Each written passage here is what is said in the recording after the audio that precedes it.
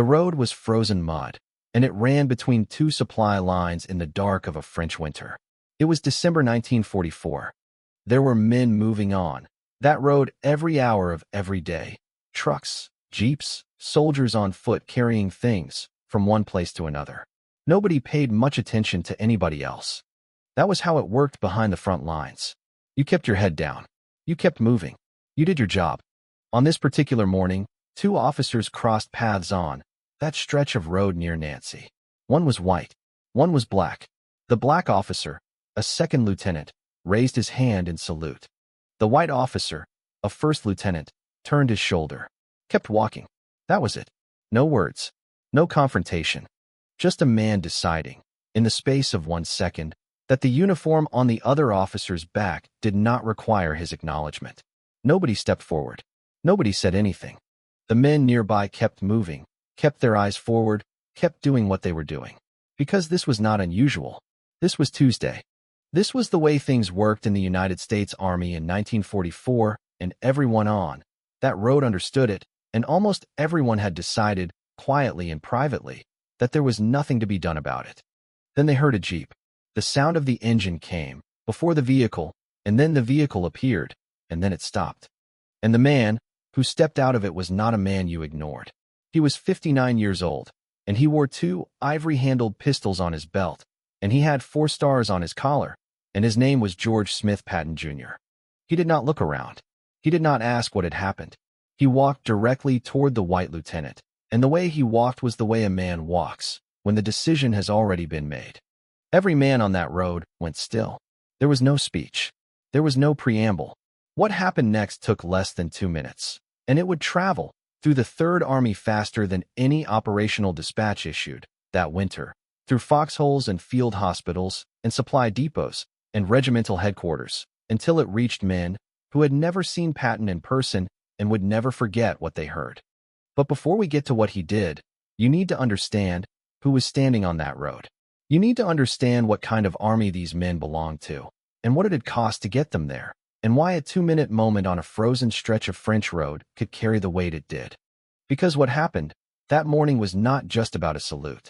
It was about what a salute means when a system has spent years telling you it doesn't apply to you. If you're new to WWII Untold Vault, hit subscribe right now. We tell the stories of the Second World War that textbooks never had room for. The real moments. The real people. On both sides. Now let's go back to the road. The United States Army in 1944 was segregated. Not informally. Not by habit or local custom. Officially, legally, structurally segregated. By policy, by regulation, and by a paper trail that ran all the way to the War Department in Washington. Black soldiers served in separate units. They trained in separate facilities. They lived in separate barracks. When they went to war, they went as a category apart from the rest of the men they were fighting alongside. And underpinning all of it was a document that most Americans have never heard of. In 1925, the United States Army War College completed a study on the use of black soldiers in combat. The study concluded, in writing, in official language, filed in official archives, that black soldiers lacked the intelligence, the courage, and the initiative required for armored warfare. It said they were better suited to labor battalions and support roles. It said that expecting them to perform in combat the way white soldiers could was simply unrealistic. That study was 20 years old in 1944, and it was still shaping policy. The 761st Tank Battalion had been formed in April 1942 at Camp Claiborne, Louisiana, deep in the Jim Crow South, where a black man in uniform was still expected to step off the sidewalk for a white civilian. The men of the 761st trained. They trained for 2 years, while white armored units completed their 3 months of preparation and shipped out to North Africa, to Sicily, to Normandy. The 761st waited. The Army kept finding reasons to delay them, reassign them, question whether they were ready. The truth was simpler. The Army did not know what to do with them because it had not expected to need them. But by the autumn of 1944, General George Patton needed them very much. His Third Army had torn across France with breathtaking speed through August and September, and the price of that speed was wreckage. By the time autumn arrived, the Third Army had lost nearly 270 tanks. Patton sent a message to the War Department. He needed armored units, the best available. The answer came back. The only fully trained tank unit immediately available was the 761st. The response Patton gave, according to multiple accounts, was characteristically direct. "Who in hell asked for color?" he said. "I asked for tankers." On November 2, 1944, the 761st Tank Battalion joined Patton's Third Army near Nancy, France. It was raining lightly. Patton stood on the hood of an armored car, no coat, despite the cold, and looked at the men assembled in front of him. 700 men, who had waited 2 years for this moment. 700 men, who had been told, in 100 different ways, that the army did not believe they could do what they were about to be asked to do. He said, "Men, you're the first Negro tankers to ever fight in the American army. I would never have asked for you, if you weren't good. I have nothing but the best in my army. I don't care what color you are, as long as you go up there and kill those Krautsonsoff-bitches. Everyone has their eyes on you, and is expecting great things from you. Most of all, your race is looking forward to your success. Don't let them down, and damn you, don't let me down." The men who heard that speech said later that the phrase they repeated to each other afterward was this one: "Nothing but the best." After 2 years of being told they were not ready, after 2 years of watching other units ship out, while they waited, a general with 4 stars on his collar had looked them in the eye and said, "I have nothing but the best in my army. And you are here." That mattered. That landed differently on men who had been told their entire lives that their color was the only thing that mattered. What those men did not know, what none of them knew standing in that light rain on November 2nd, was what Patton wrote in his private diary that same afternoon. He wrote that the 761st gave a very good impression, but that he had no faith in the inherent fighting ability of the race. He said one thing in public and believed something else in private. That contradiction is important, not because it diminishes what he said on that hood. The words were real, and they did real work. But because understanding that Patton was not a changed man, not a converted believer in racial equality, is the only way to understand why what he did on a frozen road in December was so significant. He was not acting out of principle.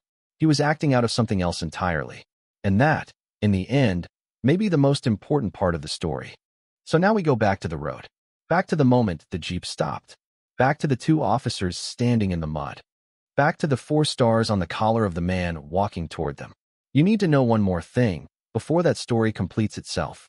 You need to know about a sergeant from Oklahoma named Reuben Rivers and what he did in the weeks between that speech on November 2nd and that frozen morning in December.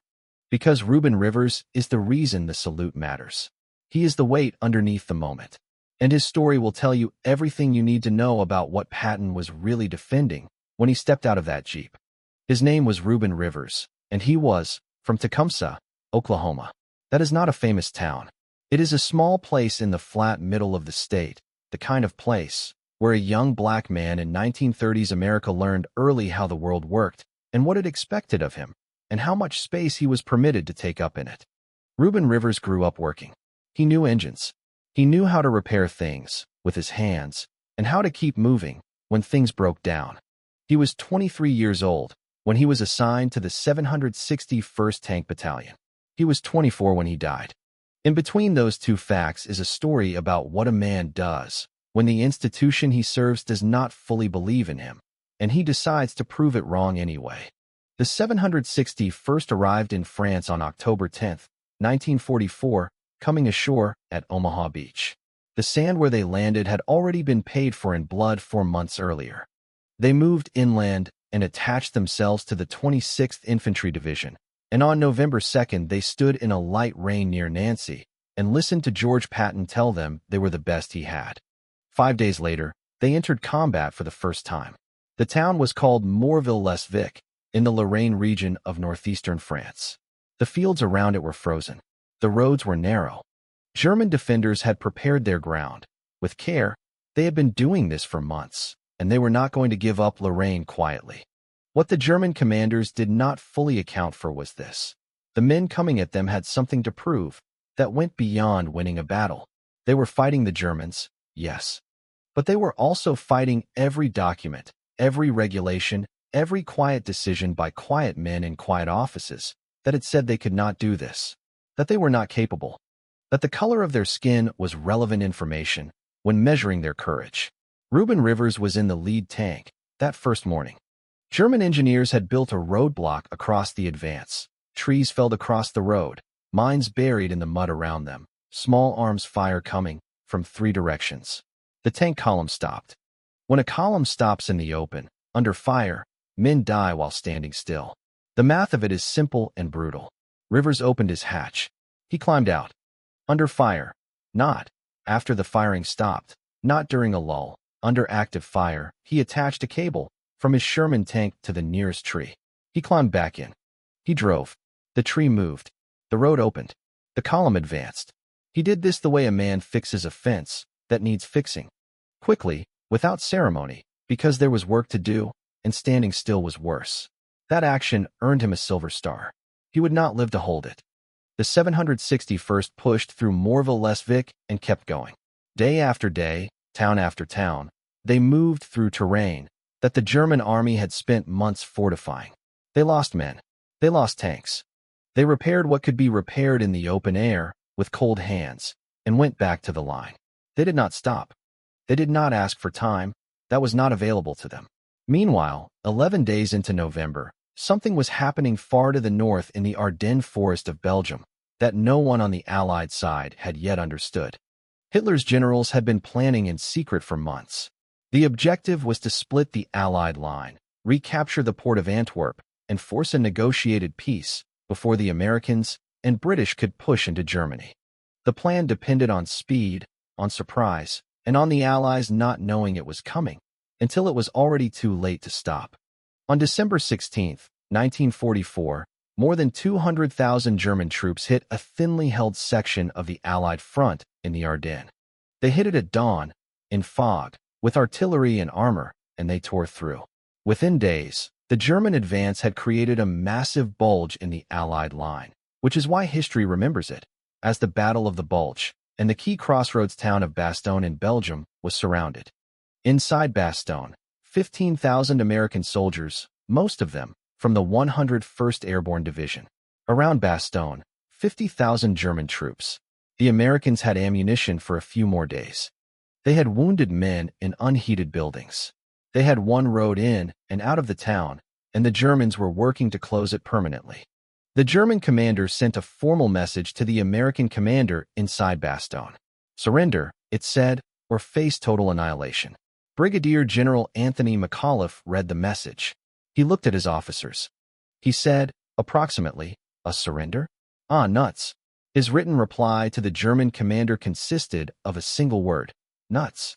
A colonel had to explain the response to the German officers waiting for it. If you don't understand what nuts means, he told them, in plain English it's the same as go to hell. Bastogne would hold. But it could not hold forever, and everyone knew it. On December 19th, Eisenhower convened an emergency conference at Verdun, France. He needed someone to counterattack, to drive north through the German flank and break the siege before Bastogne fell. He looked around the room at his generals and asked who could attack and how soon.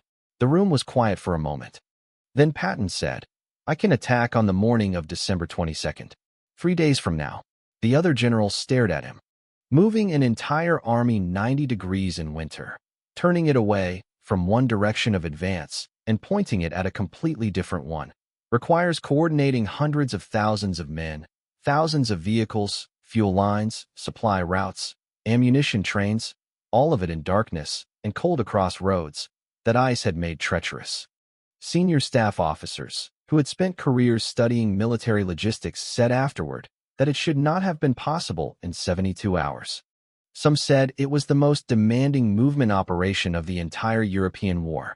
What the other generals in that room did not know was that Patton had not come up with this answer on the spot. 3 days before that conference, he had summoned his staff and told them to prepare 3 separate contingency plans for exactly this scenario.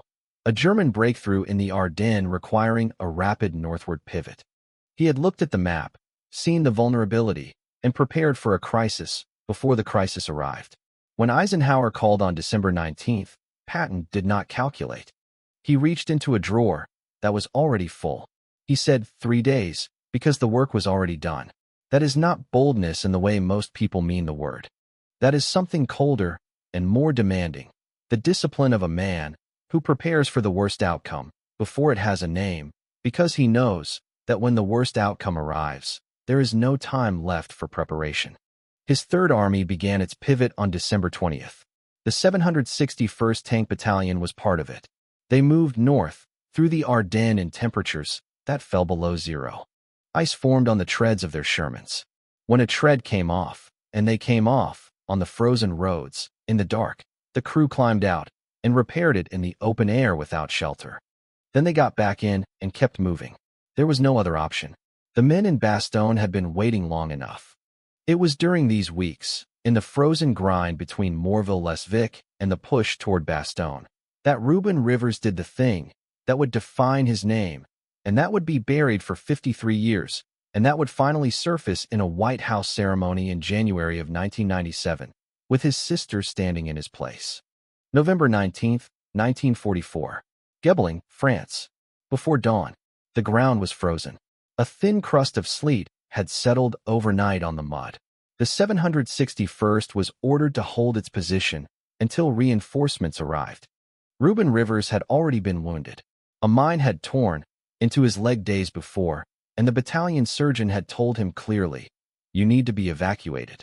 You cannot stay in this tank. Your wound will get worse, and in these conditions, worse means you will not survive it." Rivers refused to leave. He did not explain himself at length. He climbed back into his tank. He took his position in the formation. His crew looked at him and did not ask questions, because men who fight together long enough learn which questions are worth asking. The German armor came out of the fog in the morning. What the 761st was facing at Gebling was not standard Wehrmacht equipment.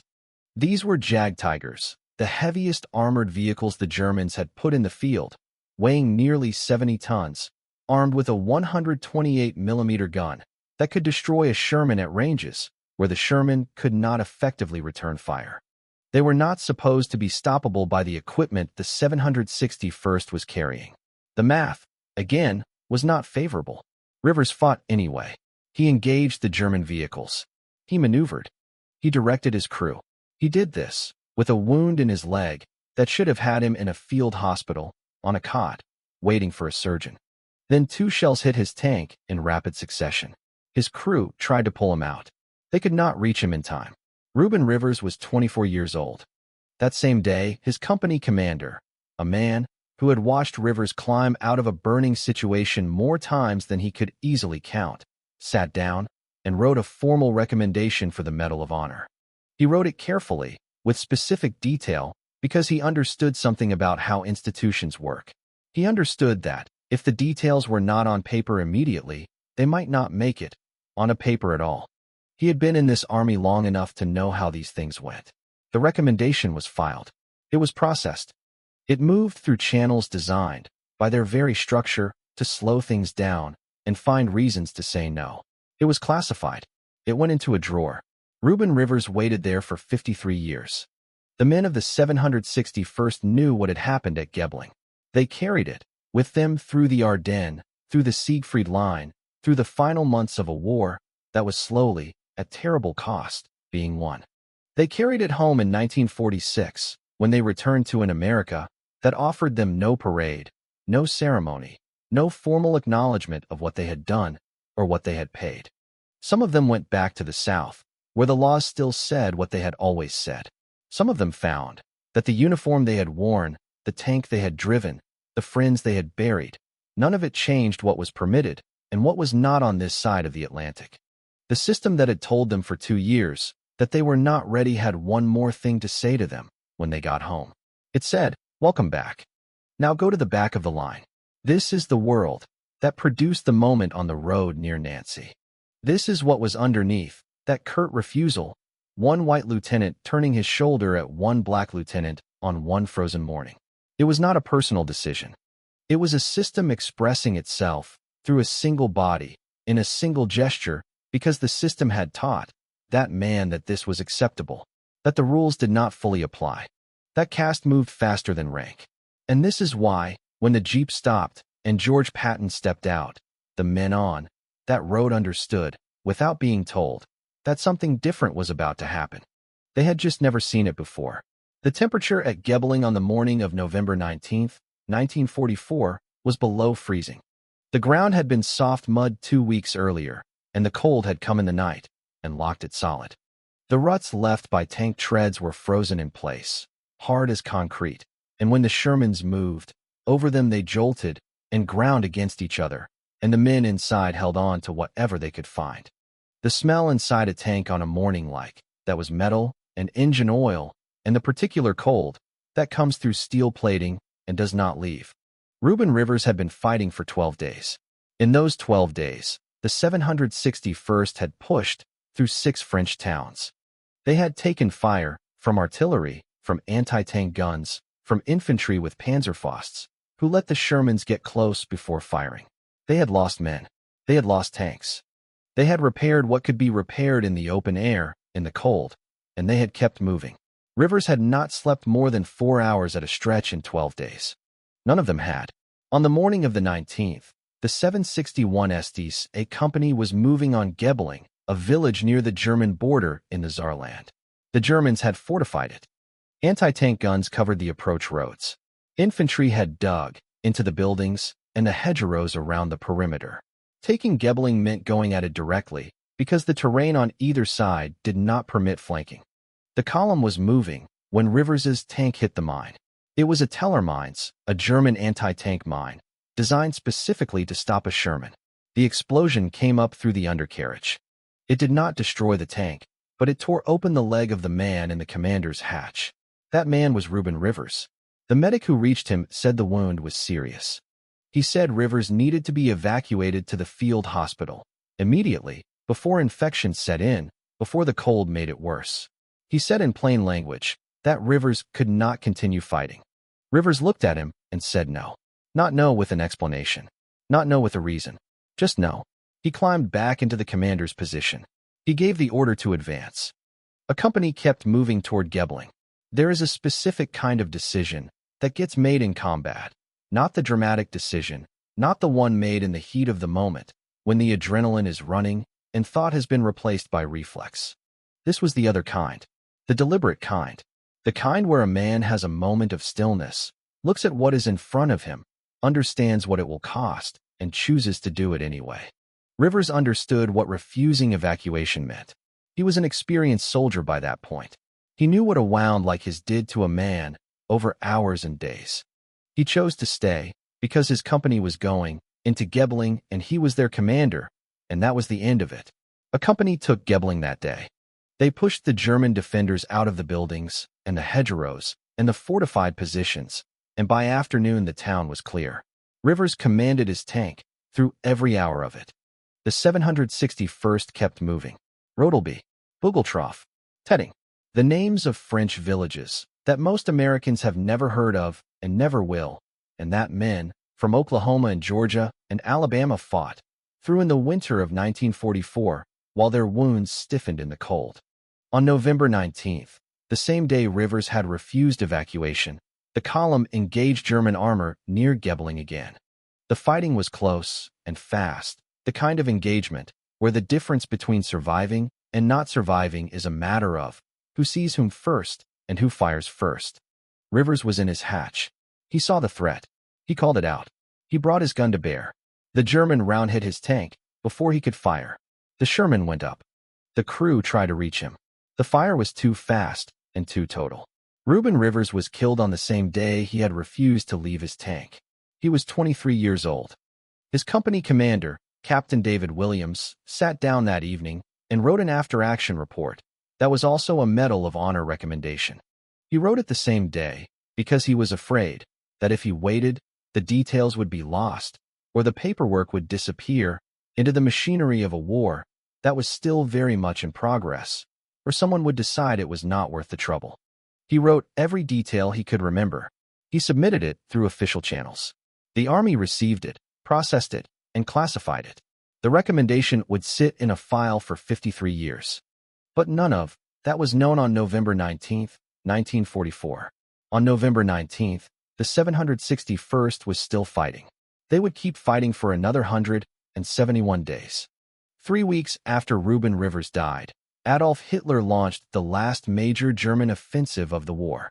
On December 16, 1944, in the pre-dawn darkness of the Ardennes forest, 200,000 German soldiers and 600 tanks crossed into Belgium and Luxembourg along a front 80 miles wide. The operation was called Wacht am Rhein, Watch on the Rhine. Its objective was to drive through the Allied lines, reach the port of Antwerp, split the Allied armies in two, and force a negotiated peace before the Soviets could close from the east. Hitler had been planning it since September. His generals had told him it could not work. He had ordered them to plan it anyway. The attack hit at the weakest point in the Allied line, a sector held by troops who were either new to combat or exhausted from previous fighting, spread thin across terrain that the Allied command had considered too difficult for a major offensive. The German columns punched through. Within 48 hours, the situation had gone from difficult to desperate. The town of Bastogne sat at the center of 7 major roads in the Ardennes. Whoever held Bastogne controlled movement across the entire region. The Germans needed it. On December 19th, the 101st Airborne Division, 15,000 men, found themselves surrounded in Bastogne by forces that outnumbered them 3-1. They had ammunition for 2 days of serious fighting. They had fuel for their vehicles and almost no food. Their wounded were lying in unheated buildings in temperatures that dropped to 10 degrees Fahrenheit. The single road into the town from the south was under German fire and getting worse. Eisenhower summoned his senior commanders to a crisis meeting at Verdun on December 19th. The mood in the room was described by several people who were there as close to panic. Eisenhower looked around the table and said he wanted to see only cheerful faces. Then he asked who could counterattack toward Bastogne and when. George Patton said he could attack on December 22nd, 3 days away. The room went quiet. The staff officers present understood immediately what that meant. To attack on December 22nd, Patton would have to disengage 4 divisions from an active front, turn them 90 degrees north, move them over icy roads in the dark, through a Belgian winter, resupply them, reorganize their command structure, and be ready to fight a sustained armored offensive against prepared German positions, all within 72 hours. The standard military calculation for an operation of that complexity, under those conditions, was 10 days minimum. Some of the men in that room put it at 2 weeks. Patton said 3 days. What nobody in that room knew, what Eisenhower himself did not know, was that Patton had already written the orders. He had anticipated the German offensive, anticipated that Bastogne would be the crisis point, and 3 days before the meeting at Verdun, he had instructed his staff to prepare 3 separate contingency plans for exactly this situation. The plans were sitting on his desk back at Nancy. His staff needed only a phone call to set them in motion. When Eisenhower asked for his answer, Patton was not guessing. He was not being reckless. He had already done the work. He excused himself from the table, made a brief phone call, and returned. The movement had begun before the meeting ended. For divisions, icy roads, winter dark, 72 hours. The 761st Tank Battalion was part of that movement. They loaded onto tank transporters and moved north through the night of December 21st, headlights off, in columns that stretched for miles through a landscape that had frozen solid and silent. The Shermans were unloaded before dawn and moved into assembly areas in the forests south of Bastogne. The temperature was -20 Celsius. The tank tracks through ice. When a track came off, and they came off in those conditions, with regularity, the crew climbed out in the open air and repaired it by hand, without shelter, without heat, without the option of waiting for better conditions. Then they climbed back in and kept going. In Bastogne, the 101st had been holding for 5 days. They had received 1 airdrop of ammunition and supplies, partially successful because of the weather. Their commander, Brigadier General Anthony McAuliffe, had received a formal German demand for surrender on December 22nd and had sent back a single-word reply. Nuts. The Germans, uncertain how to interpret this, asked for clarification. The American officer who delivered McAuliffe's reply explained that it meant go to hell. The German officers receiving this were reportedly confused but impressed. The 101st held, but they could not hold indefinitely, and the road, from the south, the only way in or out, was still closed. On December 26th, at 1630 hours, lead elements of the 4th Armored Division, with the 761st fighting alongside them, broke through the German encirclement south of Bastogne. The first vehicles reached the 101 Estes lines at 1650. The siege had lasted 7 days. German commanders who were captured in the weeks that followed and debriefed by American intelligence officers consistently identified the same element as the one that had broken their operational assumptions: the speed of Patton's relief column. General Heinz Kokott, commanding the 26th Volksgrenadier Division at Bastogne, wrote in his post-war analysis that he had not anticipated an American armored force arriving from the south in the time it arrived. His calculations had included reasonable estimates of American logistical limitations. Those estimates had been wrong by approximately 48 hours. The 761st was part of why those calculations were wrong. They moved through sectors where German commanders had expected delay. They did not delay. They were soldiers doing what soldiers are supposed to do, in conditions that were not supposed to permit it, in a war that had spent years questioning whether they could. But there was something else happening in those same December days. Something smaller. Something on a frozen road near Nancy that had nothing to do with tank formations or relief columns or the fate of Bastogne. Something that would travel through the Third Army faster than any of it. December 8, 1944. Nancy, France. 11 o'clock in the morning. Patton was at his desk in the Caserne Malifaux, a French military garrison that the Third Army had taken over as its headquarters. The building was solid stone, which meant it held the cold the way stone does, steadily and without apology. Outside the windows, it was raining. It had been raining for 3 months. Not dramatically, not in the way rain appears in films, sudden and decisive. This was the other kind of rain, persistent, low, gray, the kind that turns everything the color of concrete and makes men who have been fighting in it for weeks start to lose their grip on the idea that it will ever stop.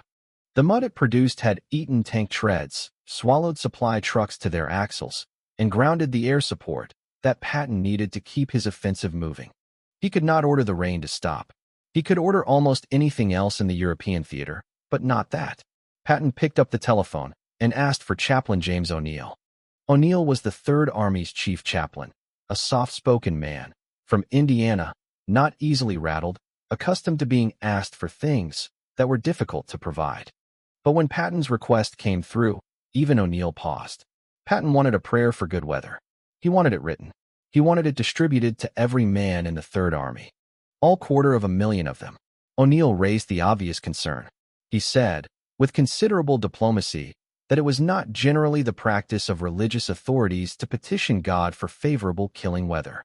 He suggested that prayer was perhaps best directed towards spiritual matters rather than meteorological ones. Patton told him that was the most nonsensical thing he had ever heard. He said that God was in the business of supporting righteous causes, and that stopping Hitler was a righteous cause, and that if O'Neill was the Third Army's chaplain rather than a theologian in a university somewhere, then O'Neill's job was to help the Third Army win. He wanted the prayer by morning.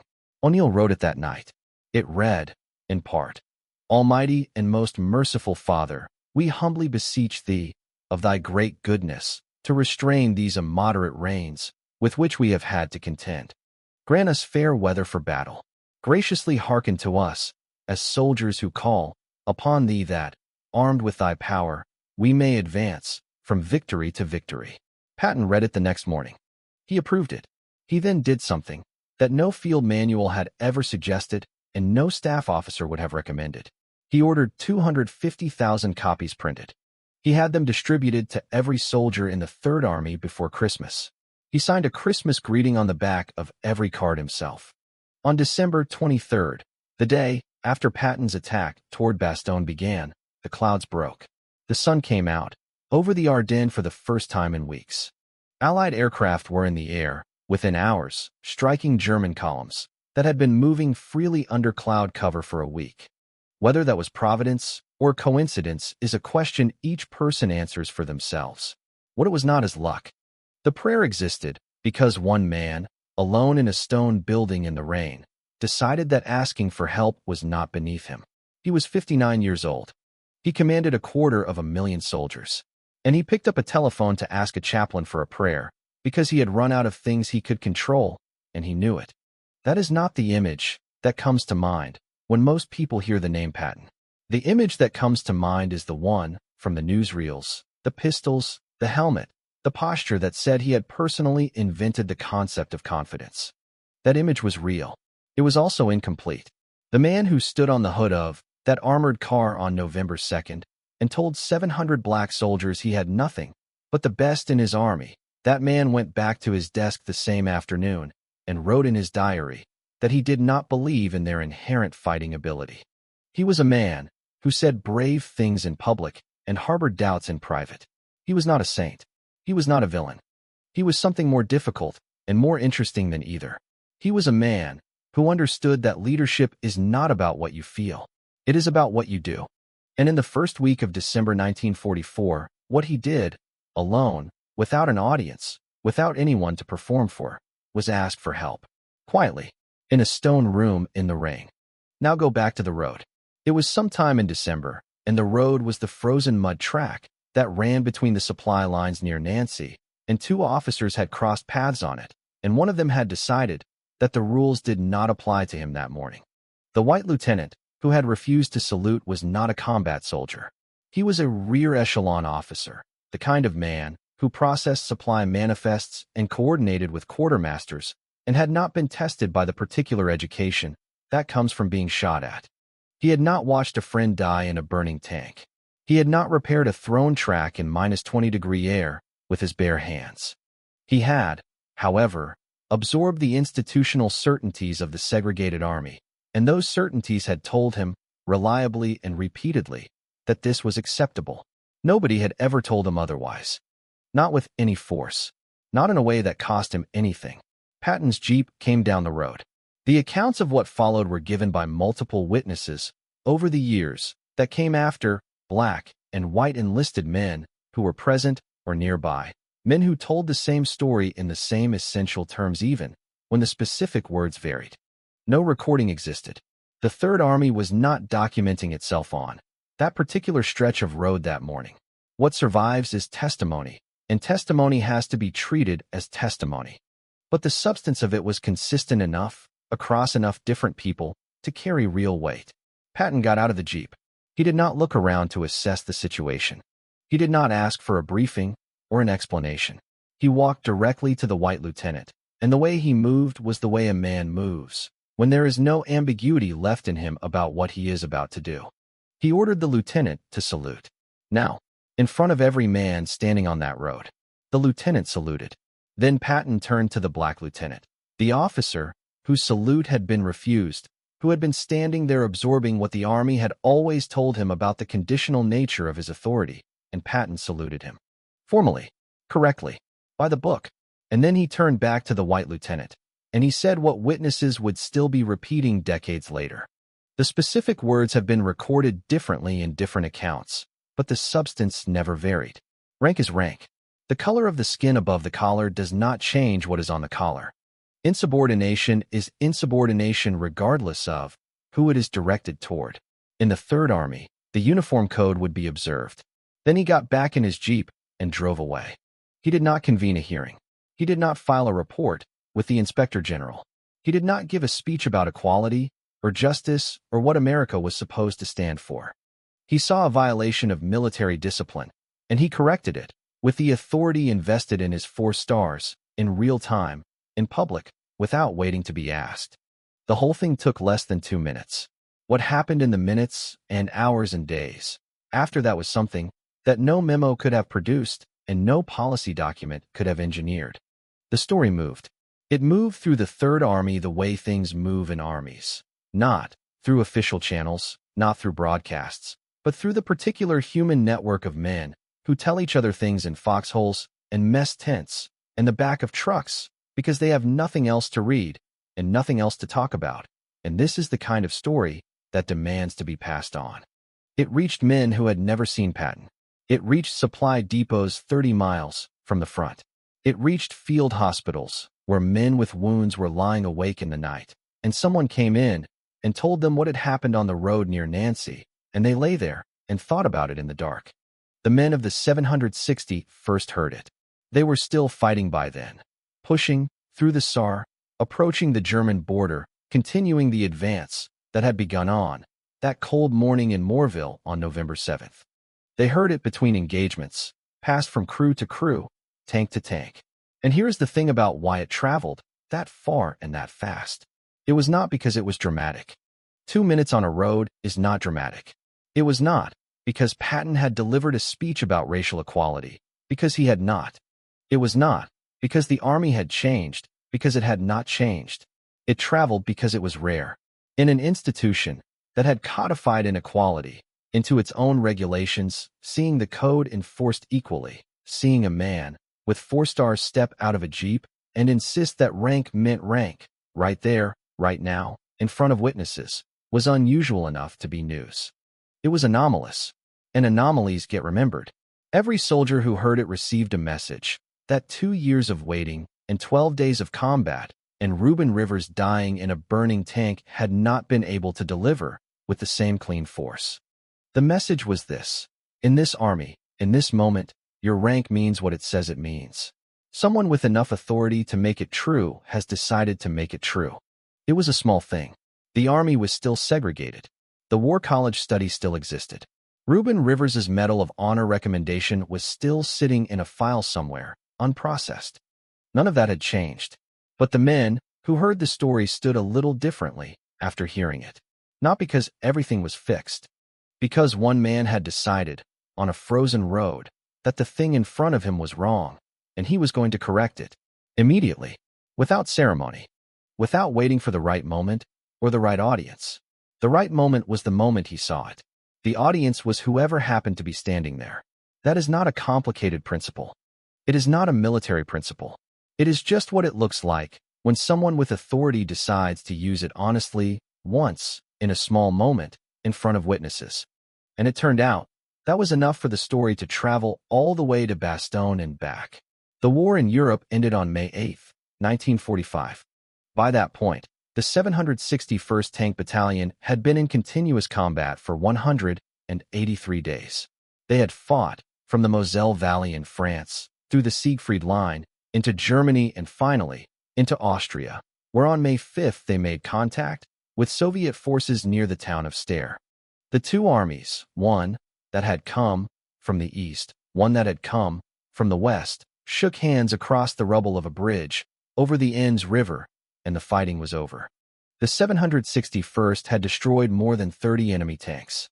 They had taken out 163 machine gun positions, eliminated multiple artillery emplacements, and supported the capture of 30 towns.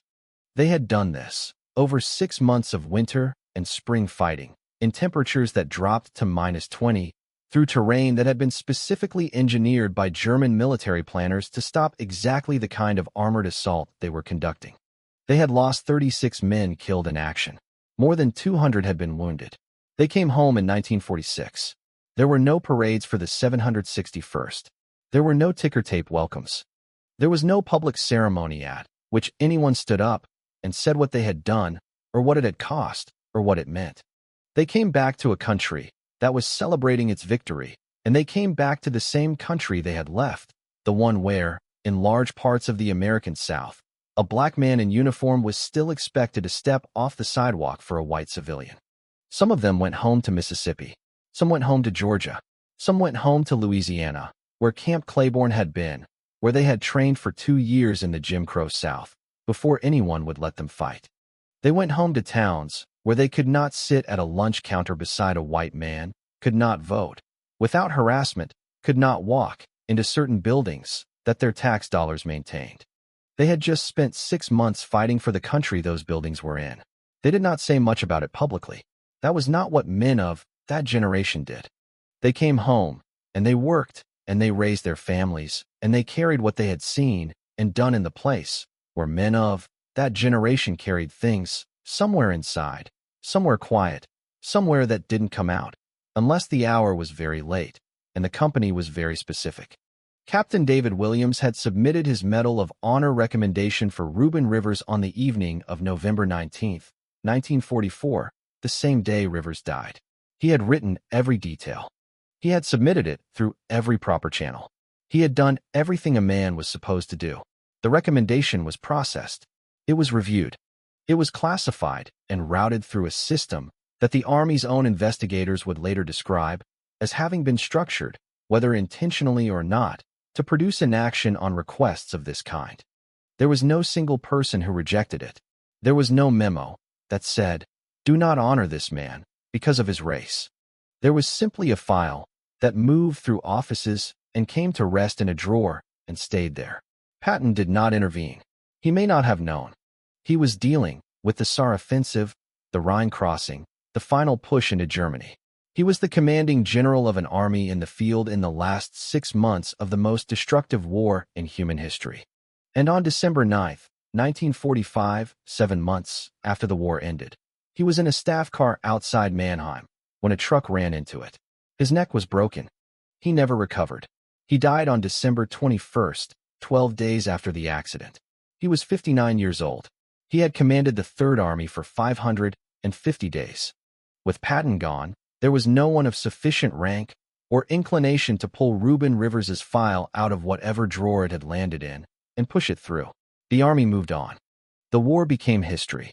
The men who had fought in it became fathers and grandfathers, and most of them never talked about it much, and the things they didn't talk about settled into the permanent silence of a generation that had decided that what it had survived was not something you turned into a story.